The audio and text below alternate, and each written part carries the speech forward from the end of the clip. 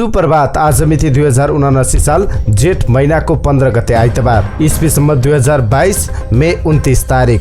आज गणतन्त्र दिवस। गणतन्त्र दिवसको अवसरमा सम्पूर्ण देश विदेशमा रहनुभएका सम्पूर्ण नेपाली दाजुभाइ दिदीबहिनीमा हार्दिक मङ्गलमय शुभकामना।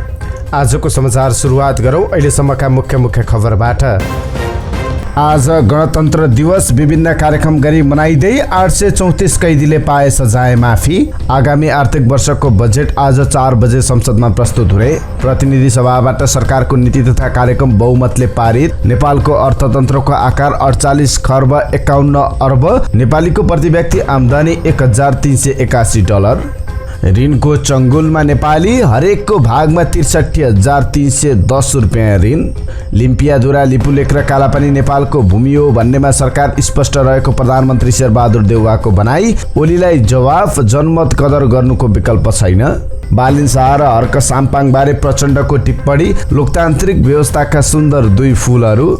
गाली गर्नेलाई 3 घण्टा, कर्णालीको आवाज सुनाउनेलाई 3 मिनट मात्रै समय दिएको भन्दै सांसद आक्रोशित। भने हामी बोल्ने बेला ताला चाबी लगाइदिनुस्, अनि जति बेला बोल्न मन लाग्छ आउनुस् र ताला चाबी खोल्नुस्। केपी ओलीलाई गगन थापाको जवाफ। रन्थनिएको बेला जसरी पनि बोले हुन्छ। हेलिकप्टर किन्ने, मरिच र केराउ आयात खोल्ने जस्ता निर्णय सरकारले नगरोस्। विवाह गरेको भोलिपल्टै नागरिकता पाउने व्यवस्था हटाउन राष्ट्रिय सहमति चाहिने प्रधानमन्त्री शेरबहादुर देउवाको भनाई। देशको ढुकुटी लुटेर भ्रष्टाचार गर्नेहरू आफ्नै आमाको खुन चुस्ने दुष्टहरू रहेको राप्रपा अध्यक्ष राजेन्द्र लिङ्गदेनको भनाई। एक किसानको मेहनत माथिको दुष्कर्म।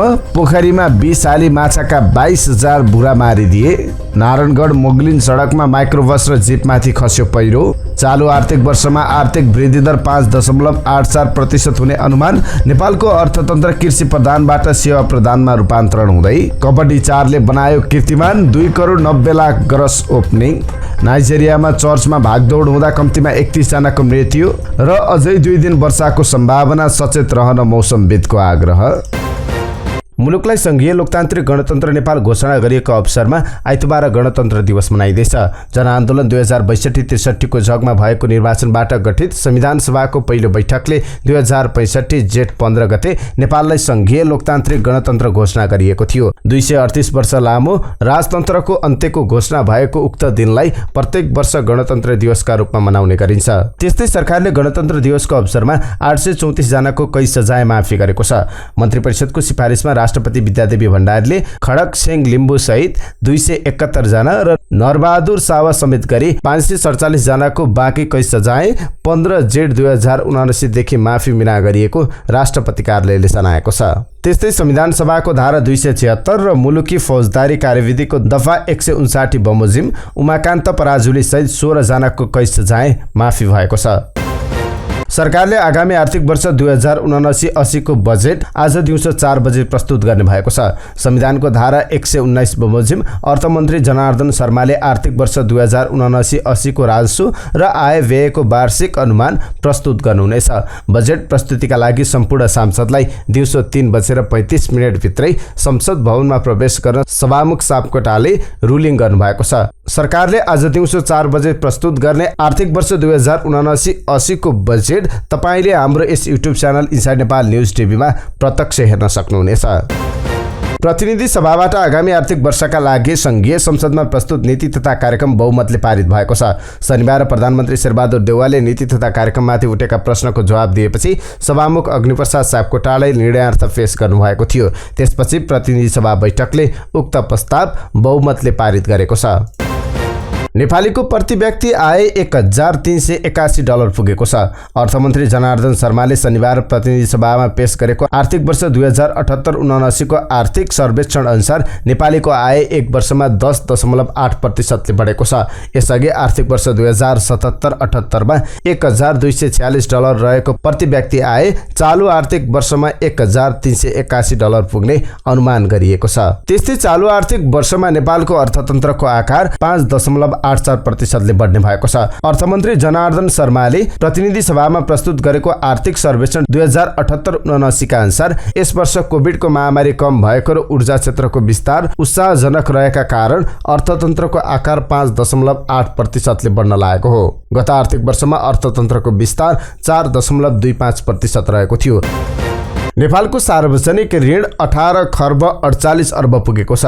यस आधारमा हरेक नेपालीको भागमा ऋणको अंश 63,310 रुपियाँ पुगेको छ। अर्थमन्त्री जनार्दन शर्माले शनिबार प्रतिनिधि सभामा पेश गरेको आर्थिक सर्वेक्षण 2078-79 का अनुसार फागुन मसान्तसम्म सार्वजनिक ऋण 18 खर्ब 48 अर्ब 19 करोड पुगेको छ।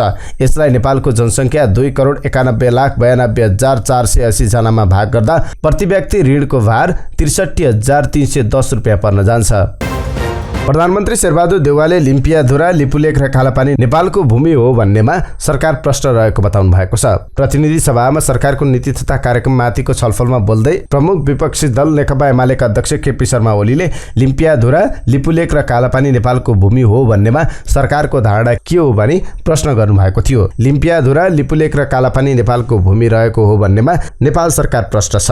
प्रधानमन्त्री देउवाले नेपाल असंलग्न परराष्ट्र नीतिमा अडिग रहेको समेत बताउनुभयो। त्यस्तै प्रधानमन्त्री शेरबहादुर देउवाले छिटपुट घटनालाई लिएर स्थानीय तह निर्वाचनको समग्र प्रक्रिया र परिणाममा आशंका व्यक्त गर्नु उपयुक्त नहुने बताउनु भएको छ। प्रमुख प्रतिपक्ष नेकपा एमालेका अध्यक्ष केपी शर्मा ओलीले निर्वाचन निष्पक्ष हुन नसकेको भनेपछि जवाफमा देउवाले यस्तो बताउनु भएको हो। प्रधानमन्त्री शेरबहादुर देउवाले भन्नुभयो, सीमित स्रोत साधनका बावजुद शान्तिपूर्ण र निष्पक्ष रूपमा निर्वाचन सम्पन्न भएको छ। उहाँले अगाडि भन्नुभयो, छिटपुट घटनालाई लिएर निर्वाचनको समग्र प्रक्रिया र परिणाममा आशंका व्यक्त गर्नु उपयुक्त हुन्न। सार्वभौम जनता नै निर्णायक शक्ति भएकाले जनमतको कदर गर्नु विकल्प छैन। त्यस्तै चीन सम्बन्धी एक प्रसङ्गमा उहाँले छिमेकी मुलुक विरुद्ध नेपाली भूमि प्रयोग हुन नदिन सरकार सचेत रहेको बताउनु भएको छ। एमाले अध्यक्ष केपी शर्मा ओलीले परराष्ट्र नीतिमाथि प्रश्न उठाउनु भएको थियो। ओलीको प्रश्नतर्फ संकेत गर्दै देउवाले चीन विरुद्ध सक्रिय संस्थालाई आफू प्रधानमन्त्री भएको बेला रोक लगाएको दाबी गर्नुभएको छ। प्रधानमन्त्री देउवाले बीआरआई लगायतका सहायता प्राप्त गर्ने सम्बन्धमा राष्ट्रिय आवश्यक क्षमताका आधारमा निर्धारण हुने भएकाले नेपाल सरकारले बुद्धिमानतापूर्ण ढङ्गले यस्ता विषयमा निर्णय गर्ने बताउनु भएको छ। उहाँले भन्नुभयो, यसका निम्ति सबै पार्टीसँग सरसल्लाह गरिनेछ। पूर्व शिक्षा मन्त्री तथा नेकपा माओवादी केन्द्रका नेता गिरिराजमणि पोखरेलले लिपुलेख र कालापानीको नक्सा सहितको पुस्तक तत्कालीन प्रधानमन्त्री केपी शर्मा ओलीले नै रोकेको बताउनु भएको छ। शनिबार प्रतिनिधि सभाको बैठकमा नीति तथा कार्यक्रममाथिको छलफलमा भाग लिँदै उहाँले ओलीले राष्ट्रियताबारे लामो व्याख्या दिए पनि विगतमा आफै प्रधानमन्त्री हुँदा लिपुलेख र कालापानी सम्बन्धी पुस्तक सार्वजनिक गर्न रोक लगाएको बताउनु भएको छ। ओली प्रधानमन्त्री हुँदा पोखरेल शिक्षा, विज्ञान तथा प्रविधि मन्त्री थिए। यो सदनमा प्रमुख प्रतिपक्ष दलका नेता केपी शर्मा ओलीले राष्ट्रियता र प्रजातन्त्र बारे लामो व्याख्या गर्नुभयो। मैले सुनिरहे। उहाँले भन्नुभयो, म शिक्षा मन्त्री हुँदा तयार गरेको लिपुलेख र कालापानी सम्बन्धी पुस्तक उहाँले रोक लगाउनुभयो। एउटा कार्यदल बनाउनुभयो, एकपटक पनि बैठक राख्नु भएन। किताब किन रोक्नुभयो जवाफ पनि दिनु भएन। प्रजातन्त्र र राष्ट्रियताको कठघरामा तपाईँ पनि हुनुहुन्छ। नेकपा माओवादी केन्द्रका अध्यक्ष पुष्पकमल दाहाल प्रचण्डले नेकपा एमालेका अध्यक्ष केपी शर्मा ओली बाहेक एमालेका अन्य सबै नेता कार्यकर्तासँग मिल्न सकिने बताउनु भएको छ। शनिबार सरकारको नीति तथा कार्यक्रममाथिको छलफलमा भाग लिँदै प्रचण्डले भन्नुभयो, यो केपी ओलीको अहंकार यति धेरै ध्वंस नहुने हो भने अरू सबै एमालेका नेता कार्यकर्तासँग मिलेर काम गर्न सक्ने देख्छु। तर केपी ओलीकै व्यवहारका कारण सिङ्गो एमालेसँग मिलेर काम गर्न सक्ने अवस्था नदेख्दा आफूलाई चिन्ता लागेको प्रचण्डको भनाइ छ।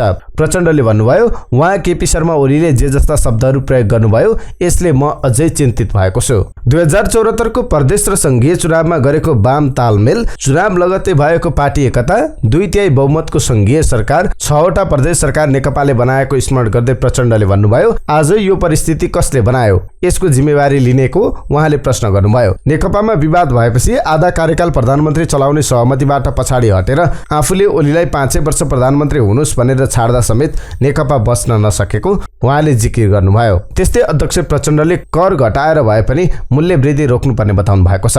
प्रतिनिधि सभा बैठकमा शनिबार बोल्दै अध्यक्ष प्रचण्डले मूल्य वृद्धि नरोकिए भान्साबाटै विद्रोह सुरु हुन सक्ने भन्दै कर घटाएर भए पनि रोक्नुपर्ने बताउनु भएको छ। त्यस्तै सम्बोधनकै क्रममा माओवादी केन्द्रका अध्यक्ष पुष्पकमल दाहाल प्रचण्डले एमाले अध्यक्ष केपी शर्मा ओलीलाई फेरि प्रधानमन्त्री भएर देखाउन चुनौती दिएका छन्। प्रतिनिधि सभामा बोल्दै अध्यक्ष प्रचण्डले ओलीलाई चुनौती दिँदै भने, पहिलो पटक पनि माओवादी केन्द्रको बैशाखी टेकेर भएको हो, अब भएर देखाउनुस् त मानौला, अबको चुनावपछि राष्ट्रिय सभा सदस्य संघ र प्रदेश सरकार गुमाइसक्दा पनि केपी ओली नसच्चिएको भन्दै प्रचण्डले अझै दम्बबाट पछि नहटेको बताएका छन्। त्यस्तै माओवादी केन्द्रका अध्यक्ष पुष्पकमल दाहाल प्रचण्डले काठमाडौँमा बालेन्द्र शाह र धरानमा हर्क साम्पाङको विजय हुनु साँचो अर्थमा स्वतन्त्र उम्मेद्वारले जितेको मान्ने बताएका छन्। शनिबार संसदमा बोल्दै प्रचण्डले उनीहरूको नेताको साथ नरहेको भन्दै साँचो अर्थमा स्वतन्त्र भएको उल्लेख गरे। बाँकी उम्मेद्वार भने पार्टीकै बलमा जितेको उनले बताएका छन्। नेकपा माओवादी केन्द्रका सांसद गजेन्द्र बहादुर महतले संसदमा कैलालीको आवाज प्राथमिकतामा नपर्ने बताएका छन्। शनिबार प्रतिनिधि सभा बैठकमा आगामी नीति तथा कार्यक्रममाथिको छलफलमा भाग लिने क्रममा उनले कैलालीका कुरा सुनाउन 3 मिनेट समय छुट्याउने गरेको बताएका हुन्। एमाले अध्यक्ष केपी शर्मा ओलीको बिहिबारको सम्बोधनलाई लक्षित गर्दै उनले भने यहाँ गाली गर्नेलाई 3 घण्टा र कैलालीको आवाज सुनाउनेलाई 3 मिनेट छ। त्यसो भएकाले पनि मलाई अलि गाह्रो भइरहेको छ, कसरी बोल्ने के बोल्ने भन्नेमा गाह्रो भइरहेको छ। उनले एमालेले आफूले धित नबुरिन्जेल बोल्ने र अरूले बोल्दा अवरोध गर्ने गरेको बताए। सदनभित्र हिजो प्रतिपक्षको हरकत हेर्दा बोल्न पाइँदैन कि भन्ने लागेको थियो। उहाँहरू धित नमरुन्जेल यहाँ गाली गर्नुहुन्छ, तपाईहरू धित नमरुन्जेल बोल्नुहोस् उनले भने। त्यस्तै रोस्टमबाट ताला चाबी देखाउँदै उनले भने हामी बोल्ने बेला ताला चाबी लगाइदिनु होला र जति बेला बोल्न मन लाग्छ आउनु होला र ताला चाबी खोल्नु होला। त्यस्तै उनले संसदमा सम्बोधन गर्दा 2वटा शब्द सच्याउनु पर्ने भन्दै व्यङ्ग्य समेत गरे। उनले भने हिजो सच्याउने कुरा आयो, यहाँ 2वटा शब्द सच्याउनु पर्ने भयो। दानवीर बलिको ठाउँमा दानवीर ओली राख्नु पर्यो सभामुख महोदय। त्यस्तै बलिदानको ठाउँमा ओलीदान बनाउनु पर्यो, किनभने उहाँले बलिदानलाई त स्वीकार्न सक्नु भएन। उनले सरकारलाई कृषिलाई प्राथमिकतामा राख्न आग्रह गरे। 5 लाख युवालाई 1-1 लाख रुपियाँका दरले सूर्यमुखी र भटमास लगाउन योजना ल्याउनु पर्यो। त्यस्तै 10 लाख किसानलाई भैँसी पाल्न लगाएर मलको अभाव हटाउनु पर्यो उनले भनेका छन्। नेपाली कांग्रेसका महामन्त्री गगन थापाले सरकारको नीति तथा कार्यक्रममाथि केपी शर्मा ओलीले संसदको रोस्टममा उभिएर गन्थन प्रस्तुत गरेको टिप्पणी गरेका छन्। शनिबार प्रतिनिधि सभाको बैठकमा बोल्दै महामन्त्री थापाले केपी ओली अहिले रन्थनिएको भन्दै यस्तो बेलामा जसरी बोले पनि त्यसको जवाफ दिइरहनु नपर्ने बताए। नीति तथा कार्यक्रममाथिको छलफलमा प्रारम्भमै घण्टौँको गन्थन प्रस्तुत भइसकेपछि केही साथीहरू भन्नुहुन्थ्यो गन्थनमा व्यक्त भएको प्रत्येक कुराको उत्तर दिनुपर्छ। मैले साथीहरूलाई भने प्रश्नको उत्तर हुन्छ, विचारमा टिप्पणी हुन्छ, प्रतिक्रियामा सहमति असहमति व्यक्त हुन सक्छ, तर कुण्ठामा त्यस्तो केही हुँदैन उनले भने। उनले थपे कुण्ठामा केवल सहानुभूति हुन्छ। त्यसैले यो बेलामा साथीहरूले भन्नुभयो घण्टौँ बसेर बोल्ने। मैले भने यतिखेर रन्थनिएको बेलामा बसेर उठेर सुतेर जसरी बोल्न दिए पनि हुन्छ, पलेटी कसेर बोले पनि हुन्छ, एउटा खुट्टा टेकेर बोले पनि हुन्छ। अहिले हामीले सुनिदिनुपर्छ कहाँ बोल्ने कहिले बोल्ने भन्ने विषयमा स्वयं बोल्नेले हेक्का राख्नुपर्ने विषय भएको महामन्त्री थापाले बताए। त्यस्तै उनले आयात बढाउने र विदेशी मुद्रा सञ्चितमा चाप पर्ने गरी सरकारले कुनै निर्णय गर्न नहुने बताएका छन्। शनिबार संसदमा आगामी आर्थिक वर्षको नीति तथा कार्यक्रममाथि सुझाव दिँदै थापाले बढ्दो आयात नियन्त्रणका लागि सरकार आफैले खरिद गर्न लागेका विभिन्न वस्तु रोक्नुपर्ने बताएका छन्। उनले भनेका छन् जसरी हामीले नागरिकलाई नचाहिने सामान नकिन्नु भनिरहेका छौँ, त्यसै गरी सरकारले पनि यो वर्ष नचाहिने सामान ल्याउनु हुँदैन। हामीलाई यो वर्ष सेक्युरिटी प्रेस पनि चाहिएको छैन, हेलिकप्टर पनि चाहिएको छैन। हामी सुपारी मरिच केराउ केही पनि ल्याउँदैनौँ भन्न सक्नुपर्छ थापाले भने। हाम्रो डलरको सञ्चितमा प्रभाव पार्ने कुनै पनि कुरा चाहिएको छैन। यो वर्ष सरकारले कुनै पनि त्यस्तो वस्तु खरिद गर्दैन भनेर निर्णय गर्नुपर्छ। प्रधानमन्त्री शेरबहादुर देउवाले नागरिकता विधेयकलाई राष्ट्रिय सहमतिबाट टुङ्गोमा पुर्याउन चाहेको बताएका छन्। सरकारको आगामी वर्षको नीति तथा कार्यक्रममाथि सांसदहरूले उठाएका प्रश्नको शनिबार जवाब दिने क्रममा प्रधानमन्त्री देउवाले विवाह गरेको भोलिपल्ट नै अंगीकृत नागरिकता दिने व्यवस्था हटाउन राष्ट्रिय सहमति चाहिने बताएका छन्। प्रधानमन्त्री देउवाले वैवाहिक अंगीकृत नागरिकता दिने व्यवस्थामा अहिले पनि विवाद रहेको बताए। सरकारले नीति तथा कार्यक्रममा नागरिकता विधेयक सहमतिका आधारमा टुङ्गोमा पुर्याउने उल्लेख गरेको थियो। सांसदहरूले पनि उक्त कुरा छलफलमा उठाएका थिए। जवाबमा प्रधानमन्त्री देउवाले भने विवाह गरेको 7 वर्ष 5 वर्ष 2 वर्षपछि भन्ने कुरा विवादास्पद छ, यसमा राष्ट्रिय सहमति चाहिन्छ। अहिलेसम्मको चलन विवाह गरेको भोलिपल्टै नेपालमा नागरिकता पाउनेछ, त्यसलाई हटाउन राष्ट्रिय सहमति चाहिन्छ।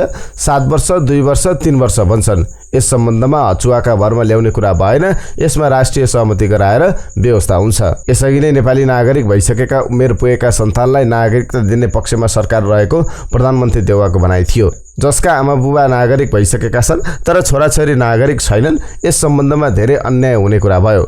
जसका आमा बुबा नागरिक भइसकेका छन् उनीहरूलाई त नागरिकता दिनु पर्यो। त्यस सम्बन्धमा व्यापक छलफल गर्न सहमति गराएर नागरिकता दिने पक्षमा छौँ उनले भने। त्यसमा सबै पार्टीले सहमति दिनुहुनेछ।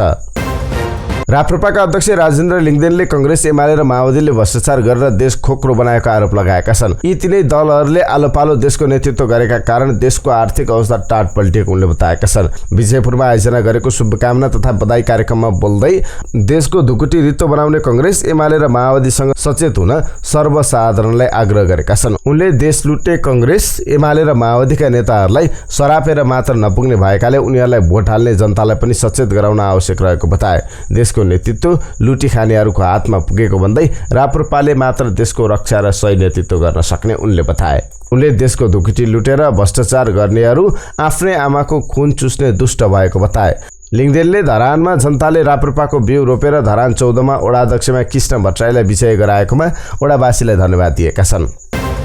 जनता समाजवादी पार्टीका अध्यक्ष उपेन्द्र यादवले जनसङ्ख्याका आधारमा निर्वाचन क्षेत्र पुनर्निर्धारण हुनुपर्ने माग गरेका छन्। शनिबार प्रतिनिधि सभाको बैठकमा नीति तथा कार्यक्रममाथि धारणा राख्दै मधेसमा 53% जनसङ्ख्या रहेको भन्दै त्यसै आधारमा निर्वाचन क्षेत्र पुनर्निर्धारण हुनुपर्ने बताएका छन्। मुगु कर्मारोङ गाउँपालिकाको पाटन क्षेत्रमा यार्सा गुम्बा सङ्कलनका लागि आइतबारदेखि प्रवेश खुल्ला गरिएको छ। गाउँपालिकाका विभिन्न वन क्षेत्रमा पाइने यार्सा गुम्बा सङ्कलनका लागि खुल्ला गर्न लागि छ। गाउँपालिकाको वडा नम्बर 2 मा पर्ने विभिन्न पाटन रिमाल, ठुलो कोइली, सानो कोइली, छापाखोला, चाकु लगायत वनमा यार्सा गुम्बा पाइने गरेको छ। वन क्षेत्रमा प्रवेशका लागि गाउँपालिकाले शुल्क लिने र शुल्क बुझाएका सङ्कलकले 15 गते बिहान प्रवेश गर्न पाउने गाउँपालिकाका प्रमुख प्रशासकीय अधिकारी सुभाष रावलले जानकारी दिएका छन्। यार्सा सङ्कलन गर्न जाने मुगुका बासिन्दाले 2000 र बाहिरी जिल्लाकाले 2500 शुल्क तिर्नुपर्ने हुन्छ। दाङको तुलसीपुर उपमहानगरपालिका 12 मा एक कृषकको माछा फार्ममा विष हालेर 22,000 माछाको बुरा मारिएको छ। 14 कट्ठामा रहेको माछा पोखरीमा शुक्रबार राति विष हालेर 22,000 माछाको बुरा मारिएको कृषक मदन गिरीले बताएका छन्। बिहानै उठेर पोखरीमा जाँदा सबै माछा मरेर तैरिएको अवस्थामा पाएको उनले बताएका छन्। हिजो राति 7 बजेसम्म पोखरीमा सबै माछा ठिक थिए। बिहान उठ्दा सबै सखाप बनाइएछ। पोखरीमा 2 महिना अघि मात्रै प्रति गोटा 5 रुपियाँका दरले 1,15,000 बढी मूल्यको माछाको बुरा हालिएको उनले बताए। 6 वर्षदेखि माछा पाल्दै आएका कृषक गिरीले यसअघि कहिले यस्तो घटना नभएको सुनाए। घटनाबारे नगरपालिकाका कृषि चिकित्सक र प्रहरीले जानकारी गराएको गिरीले बताए। घटनाबारे शङ्कास्पद कोही पनि हालसम्म पक्राउ तथा अनुसन्धानको दायरामा नआएको उनले बताएका छन्। कृषक गिरीका छिमेकी वामदेव गिरीका अनुसार पोखरीमा पालिएको माछामा यस प्रकारको घटना घटाइएको यो पहिलो पटक भएको बताए।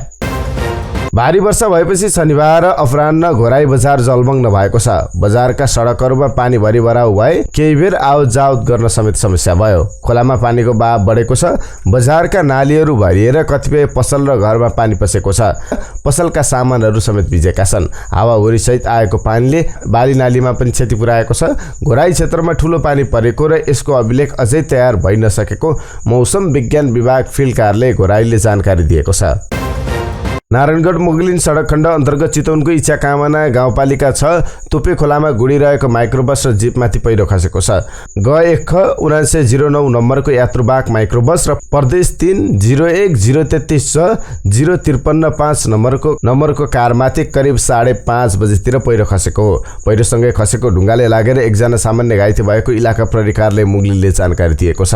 इलाका प्रहरी कार्यालय मुगलिनका अनुसार माइक्रोका चालक नवलपुर काउसती नगरपालिका 7 बस्ने 36 वर्षीय टिकाराम महतोको हातमा सामान्य चोट लागेको छ। मानवीय क्षति नभए पनि गाडीमा भने क्षति पुगेको छ। अघिल्लो आर्थिक वर्षको तुलनामा सार्वजनिक संस्थानको खुद नाफा घटेको छ। सरकारले शनिबार सार्वजनिक गरेको सार्वजनिक संस्थानको वार्षिक समीक्षा स्थिति 2079 अनुसार आर्थिक वर्ष 2076-77 को तुलनामा सार्वजनिक संस्थानको खुद नाफा 45.42% कमी आई। आर्थिक वर्ष 2077-78 को तुलनामा 26 अर्ब 35 करोड 88 लाख रुपियाँ पुगेको छ।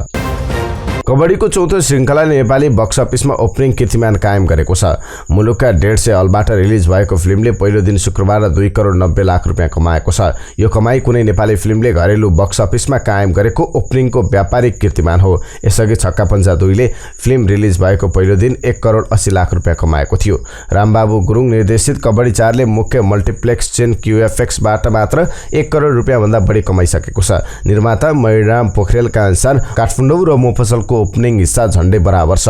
प्रतीक्षित सिरिज भएकाले पनि 1.5 करोड भन्दा बढी अग्रिम टिकट बिक्रीको अर्को कीर्तिमानी समेत राखेको थियो। शुक्रबार र शनिबार अकुपेसी करिब 100% रह्यो। मल्टिप्लेक्स मात्र नभएर सिंगल स्क्रिन पनि पूर्ण अकुपेसी सहित सञ्चालन भए। बिहानैदेखि हलमा दर्शक भरिभराउ थिए। हाल सञ्चालकले कबड्डी 4 को ओपनिङलाई नेपाली फिल्मको प्रदर्शन इतिहासमा अभूतपूर्व भएको बताएका छन्। नाइजेरियाको एक चर्चमा भागदौड हुँदा कम्तीमा 31 जनाको मृत्यु भएको त्यहाँको प्रहरीले जनाएको छ। दक्षिणी नाइजेरियामा रहेको नाइजेरियाको रिभर राज्यको पोर्टो हार्कोट शहरमा चर्चमा सम्पन्न एक धार्मिक कार्यक्रमपछि खाना वितरण भइरहेको समयमा एक प्रवक्ताले बताएका छन्।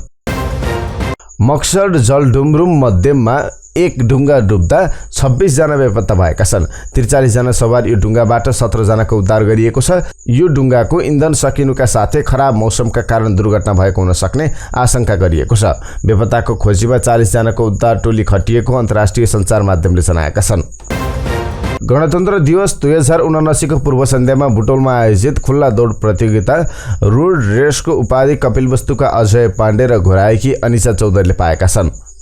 लुम्बिनी प्रदेशको शिक्षा विज्ञान युवा तथा खेलकुद मन्त्रालय र लुम्बिनी प्रदेश खेलकुद परिषदको संयुक्त आयोजनामा शनिबार 5 किलोमिटर खुल्ला दौड प्रतियोगिता आयोजना भएको थियो। कपिलवस्तु बाणगंगा बहुमुखी क्याम्पसका पाण्डेले 16 मिनेट 10 मिनेटमा 5 किलोमिटरको दूरी पार गरेका थिए। प्रतियोगितामा नवीन औद्योगिक महाविमा 11 कक्षामा अध्ययनरत प्रशान्त थापा दोस्रो भए। उनले सो दूरी 17 मिनेट 42 सेकेन्डमा पार गरेका थिए। त्यस्तै राजन बलाल थापा प्रतियोगितामा तेस्रो भए। उनले 18 मिनेट 12 सेकेन्डमा दूरी पार गरेका थिए। त्यस्तै महिलातर्फ दाङको घोराएकी अनिसा चौधरीले 22 मिनेट 27 सेकेन्डमा दूरी पार गरी प्रथम भएकी छन्। संसारको अन्त्यमा मौसम सम्बन्धी जानकारी। जल तथा मौसम पूर्वानुमान महाशाखाले नेपालका विभिन्न भूभागमा अझै 2 दिन वर्षा हुने भएकाले सचेत रहन आग्रह गरेको छ। बिहीबारदेखि नेपालका विभिन्न भूभागमा वर्षा हुन थालेकोमा यो क्रम सोमबारसम्म जारी रहने मौसमविद बिनु महर्जनले जानकारी दिएकी छन्।